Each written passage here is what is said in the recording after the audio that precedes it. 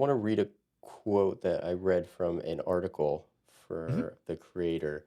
It says, Greg's criteria for a DP was a DP with great sensibilities who could also step back and let Gareth do his thing and support him in his vision. Adding, I told Oren there might be days when he wouldn't talk to Gareth for 5 or 6 hours. I said, and if he's off in his own bubble working with the actors and shooting, that's a good thing. And then let me see. You said the initial call from Greg was surreal. He laid out a crazy pitch. It was going to be a documentary style guerrilla filmmaking, minimal lighting, minimal crew. I guess this kind of like ties into the previous question of like when you first got that initial pitch, like from I guess from a DP's perspective, hearing that you might not be with the director's going to be shooting, like that has to be kind of a little frightening at first. Was your gut initially, oh, this is like, I mean, I guess because Greg is reaching out to you, it's going to be a great project, but that has to be a bit of a unique experience and a challenge for you as a DP to kind of let go of that Yeah. ego maybe, and Yeah. like that you have to be in control. Yeah. Yeah. Oh, 100%. I mean, the creator was sort of the perfect example of what I was just talking about, where Mhm. it was like there was a lot of head, brain, logic alarms of like, this is scary. This is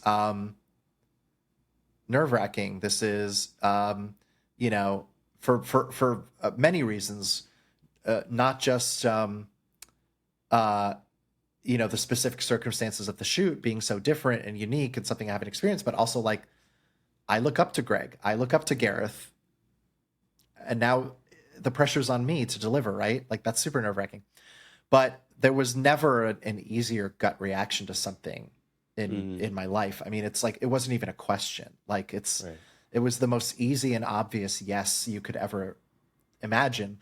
And so that was exactly this matter of reframing the nervousness as excitement, as like we're kind of entering the unknown a little bit, and to find the exhilaration in that instead of the fear, right? Mm, And what really helped me with that too is like Greg was in the same boat, right? Greg had never done a project like this before, sure. both in the way that it was filmed and also having a co-DP and having someone on set, and he wasn't going to be on set, and it was this was all new to all of us. Like none of us had ever made a project like this. In fact, I mean, going into it, like even Greg and Gareth were openly admitting like this whole thing could not work. I mean, we have Mm, this theory of how you can make a movie. Like there's a theory of how you can make a big budget, like big canvas blockbuster with a minimal crew and bring a lot of the scope in post. And they tried the theory out on Rogue One a little bit wherever mhm, they could, but they're working in such a big machine that there's only so much of that you can do. And so ever since that shoot, they had talked about like, oh, one day, like we'll find a way to go all the way with it. We'll do a whole movie like that. We'll fully commit. As Greg says, burn the ships. mm. Like you're just going to burn the ships. And but I think he like really enjoys that. Like I think Greg especially just really gets an exhilaration from forging into the unknown and just kind of trying something and being like, well, let's try it. Like let's just do it.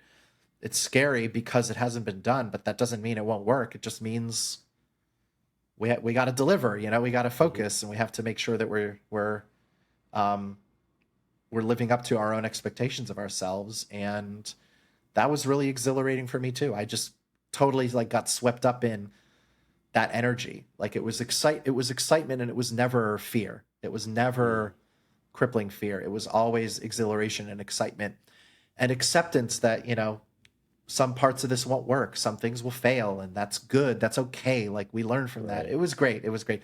And it was very much an egoless experience. And we talked about that. I mean, we had, direct conversations about how this is like a process that requires ego death um, in the best way possible. Like that's Mm. just going to be a big component of this project. And again, I just found that exhilarating, and I really How do learned a you lot from think that. And Yeah. Right. How do you think that mentality of kind of like egoless or just like kind of surrendering to the project has affected you moving forward? To be honest, I had felt that way about projects before, Mm, um, but I hadn't. I guess I just didn't really have the terminology for it until this project. But once Greg, Gareth, and I were actually just openly talking about it, using those terms, it really became clear. Like it. I've always felt, and now I guess that just doubled down. The whole process made me double down on these feelings, feeling that there really isn't a place for the cinematographer's ego in a project. I mm, mean, I would argue there isn't a place for a director's ego either. There really shouldn't be a place for personal ego at all.